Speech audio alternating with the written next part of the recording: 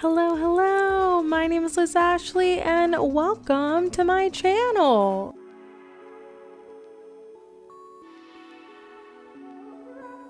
Before we get into it, please like and subscribe, turn on post notifications, membership, all the things. Let's learn something new today.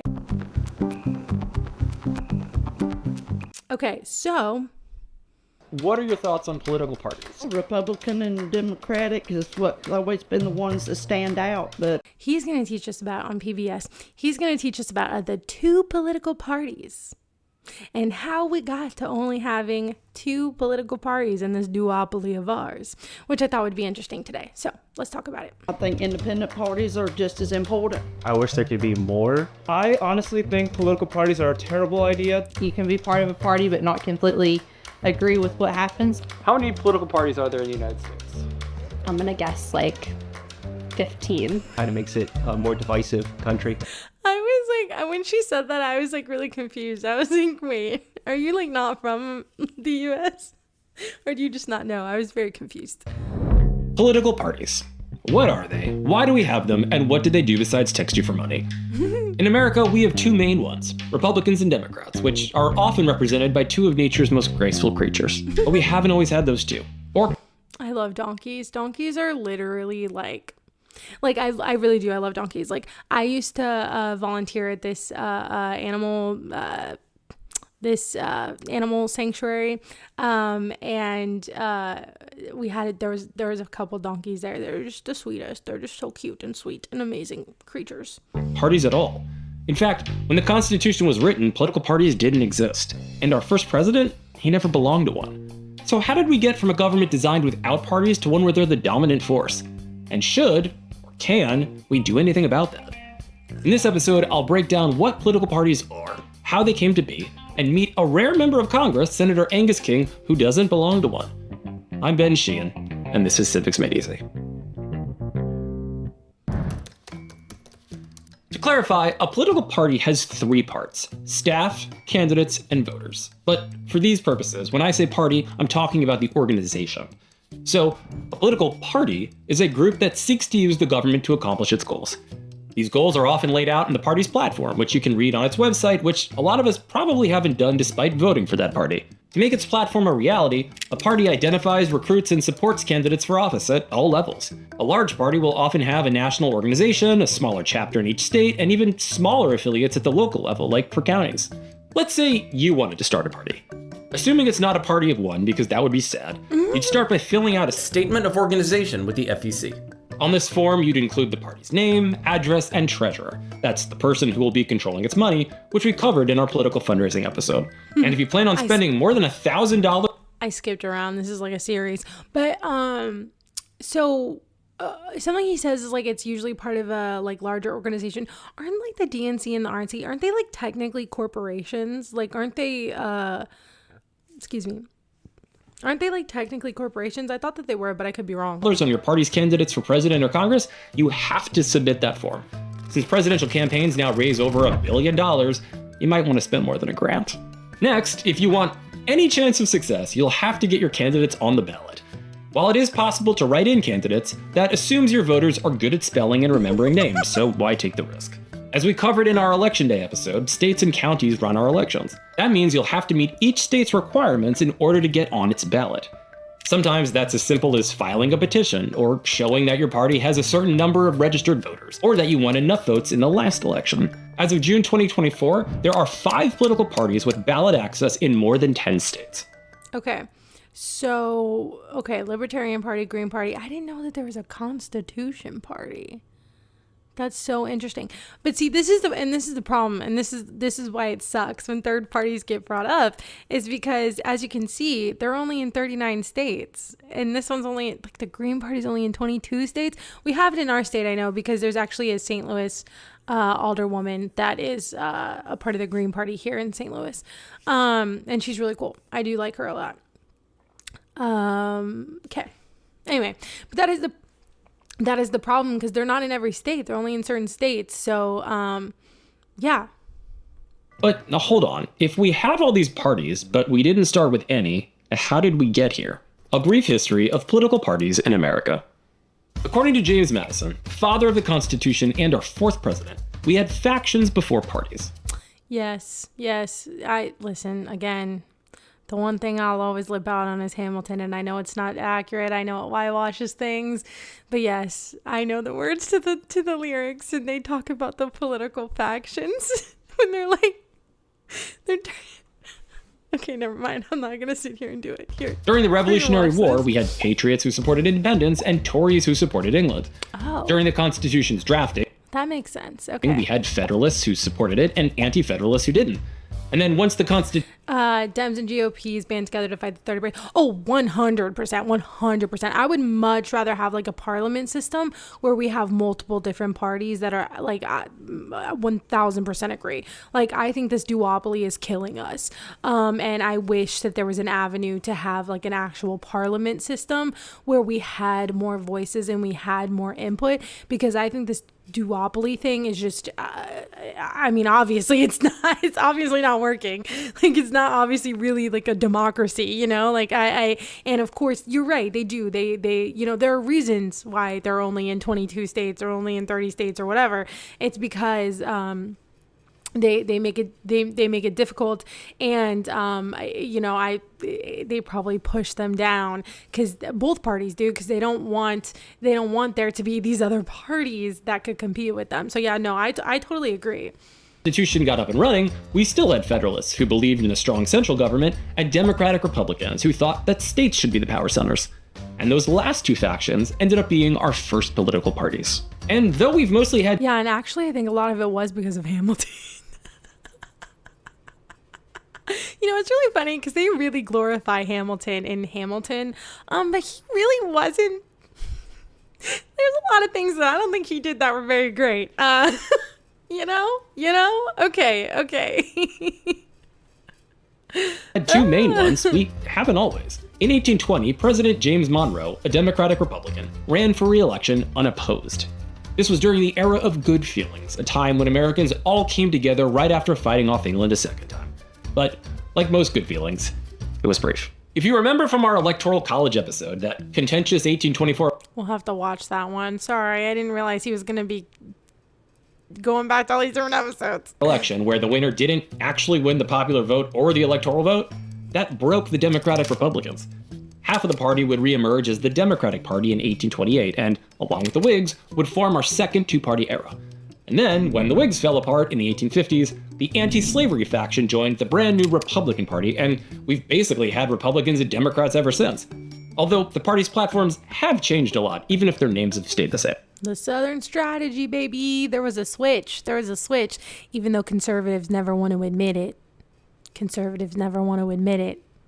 I have this argument all the time with my family. They're always like, well, Republicans were the ones who were against slavery and everything. And I'm like, okay, so then why?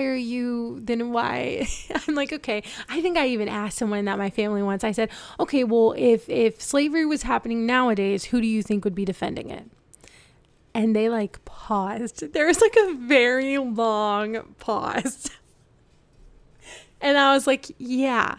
Exactly. So it really doesn't matter if you believe that they switched or not. The platforms are not the same. Like, obviously, there are much different platforms from what they were. And so because the Republican Party, the Democratic Party back then was the one that was pro-slavery, but then there was the Southern strategy with, I think Richard Nixon, and they kind of switched platforms, like the Republican and Democrats kind of switched because he ran in a certain way, and ever since then the platforms have kind of switched meanings. So that's why a lot of conservatives are always like, oh well. Like the Democrats were pro-slavery, and it's like, again, okay, like, yes, that's what the pro-slavery faction or party was called back then, but again, who right now in this day and age is actively defending it or excusing it? Which side? Please tell me. And again, when I did that, when I asked it to my family member, they just like paused for a second because I was like, exactly. So like, do you see what I'm saying? Like you can deny that there was like a switch all you want, but like obviously you all have obviously everyone has different views now, right? So obviously it did switch. Okay. Your system is shit. Sorry to say, I much prefer our parliamentary system. Oh yeah, no, our system is shit. What I want good feelings. God, I know, I wish. I wish I could just, like, the first thing I saw when I woke up this morning was that Donald Trump was taking Kamala Harris's Secret Service away, and I was like, oh my God. I was like, every day I wake up, it's just like some new fresh hell, and I would just like to like have good news for once, you know? I don't know. Aside from those parties, in no particular order, we've also had smaller parties like the National Republicans, the Liberal Republicans, the Nullifiers, Anti-Masonics, the Union Party, the Constitutional Union Party, Northern Democrats, Southern Democrats, Dixiecrats, Populists, Progressives, the American Party, the American Independent Party, and Libertarians. All of these parties at some point put up a candidate who got at least one electoral vote for president. Although a third party has not received any electoral votes since the Libertarians got one in 1972. Oh, see, I didn't know that. But again, another reason we need to abolish the Electoral College. Over half a century ago. So, because that helps keep our duopoly in place. If we've had all these parties, how come we've only had two main ones at a time? You might be surprised to learn that it's not because we have some formal two-party system. Why does America have only two main parties? Unlike many other countries, in America, parties don't win seats proportionally, meaning relative to the share of the vote they get. Instead, 44 states use a method called first past the post, where the candidate with the most votes wins, regardless if they get a majority of the votes or a plurality. This makes it very hard for third parties and independent candidates to win, because you have to finish first to get any seats. That means beating candidates from established, longtime parties with tons of staff, voters, and money, which is an uphill battle. But while it's very hard to win outside the two main parties, it's not impossible. While in DC, we met with Senator Angus King, former governor of Maine and one of its current US senators, who won both of those offices as an independent, beating the Democratic and Republican nominees each time. How hard was it to run as an independent? Well, at the very beginning, it was really hard. You have no infrastructure. You have no county committees, city committees, fundraising, any of that kind of thing. I had about half a dozen people in my living room.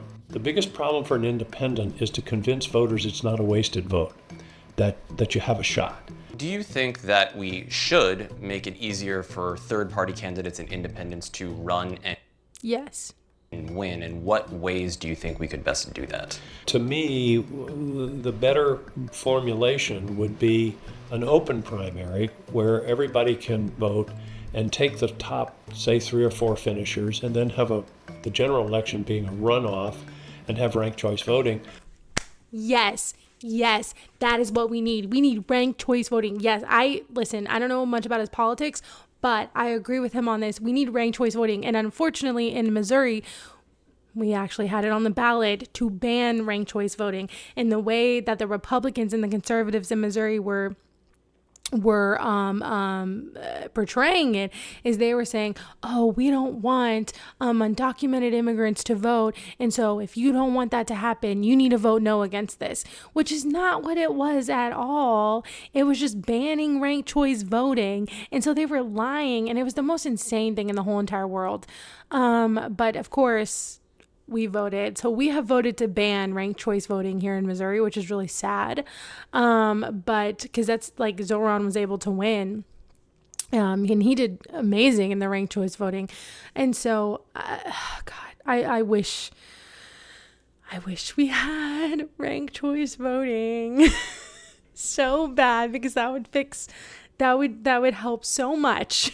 That would help so much. And that's like way more democratic.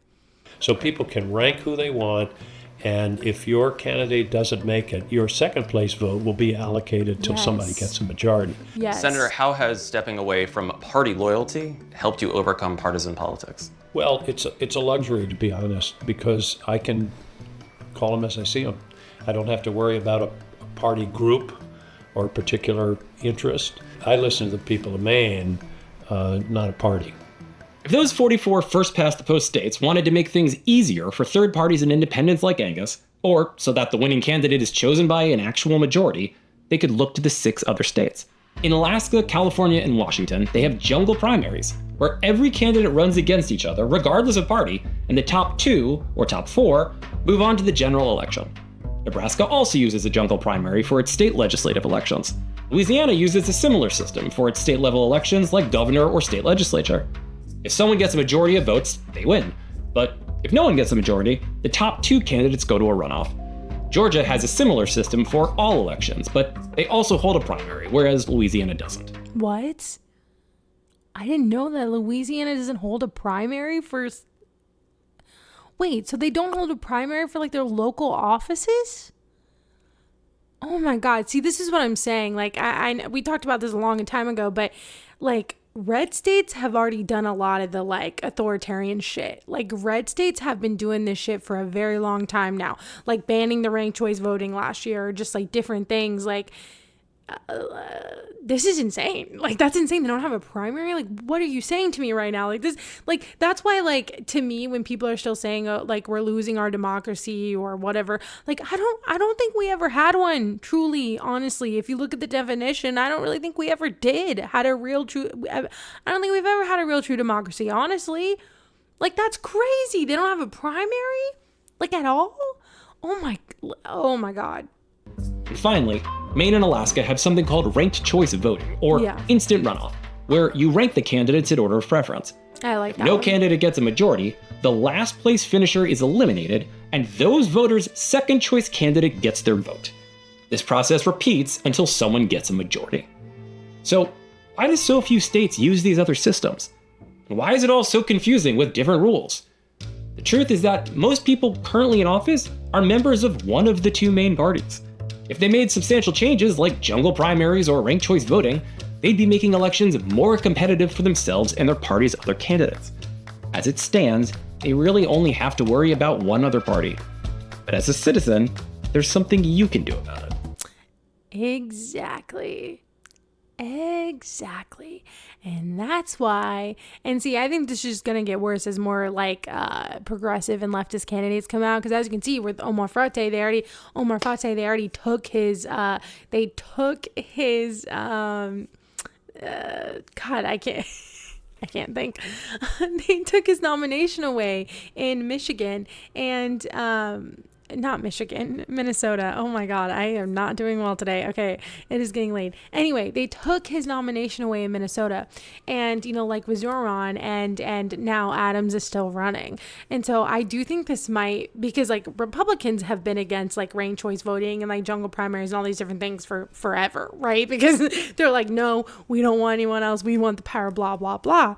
But I think it's going to become more of a problem on the Democrat side too, now that you have some of these more leftist and progressive politicians coming out of the woodwork who are much more popular and are doing much better when it comes to like polls and getting people out to vote. And so I do think that may become a problem on the Democrat side as well, because they're already trying to suppress a lot of the more left-leaning candidates around the country.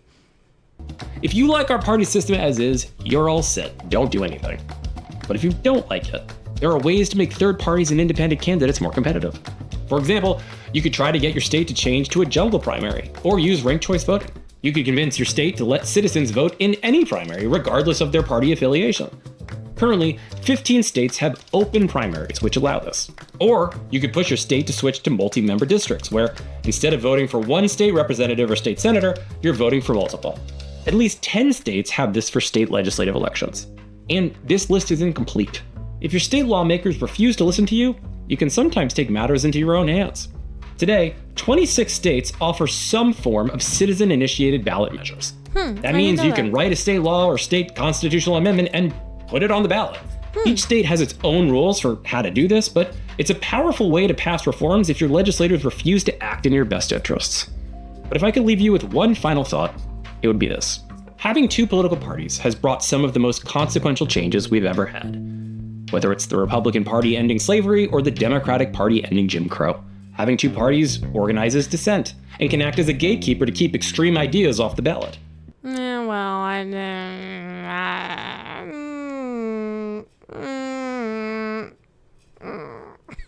Okay, I don't know. Like, I feel like the Republicans are extreme in and of themselves, and that's on the ballot all the time. And so I hate when they really say extreme, because I feel like a lot of the times people talk about like leftists are the extreme left, you know. But he's right. I just don't think it's a good thing, you know. Like, he's right. It is making sure, it is hindering people who are maybe more left or more right or whatever from being on the ballot, or for having any motion. Unfortunately, the Republicans listen to the most extreme of their base, and now that's just the norm. Now they're running the CDC. Okay. But parties can also be very damaging, especially when members prioritize their party over the needs of the country. George Washington himself warned us about this in his final State of the Union address. By then, our first parties had already taken hold. Washington said that party spirit agitates the community with ill-founded jealousies and false alarms, kindles the animosity of one party against another, foments occasionally riot and insurrection. Wow, he was correct. I am not a fan of George Washington, okay? But he was correct. And opens the door to foreign influence and corruption. Wow, it's wild that he was correct. He was right. He was right. Maybe that's why Washington never wanted to belong to a party. Or why one of our other early presidents, Thomas Jefferson, who founded the Democratic Republicans, said that if I could not go to heaven but with a party, I would not go at all. Increasingly, more Americans today are moving away from parties. According to Gallup, in 2004, 31% of Americans were independent, trailing. And I feel like that's just getting even, that's just happening even more, because the Democrats are having a problem getting people registered to vote in the Democratic Party. And I think it's because, well, a lot of people, a lot of Democratic voters and base just feel disillusioned with them, and so now they're becoming independent. Yeah, I mean, I kind of do think that's a good thing. Yeah, and hopefully the people who were like independent or thought that like the Republicans might shake things up, but then like usually voted for Democrats, hopefully they've realized that that was like a major mistake, and I don't know why they did that. But you know, hopefully they realize that. Again, this is all assuming if we don't have like martial law next year, you know. This is all assuming that shit doesn't completely hit the fan.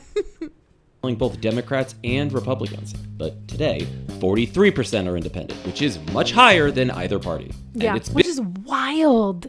Which is like the discontent in America right now is just, it's so like there's so much discontent. So much. Like I feel like I don't think anybody's really that happy about anything that's going on. Been that way since 2009. That means the future of political parties is kind of up in the air. And whether you like them or not, it shouldn't stop you from wanting to affect the government.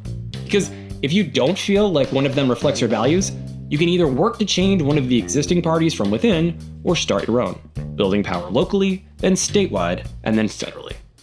Here's a link to that FEC form. I'm Ben Sheehan, and I hope you learned something. I did, Ben. Thank you.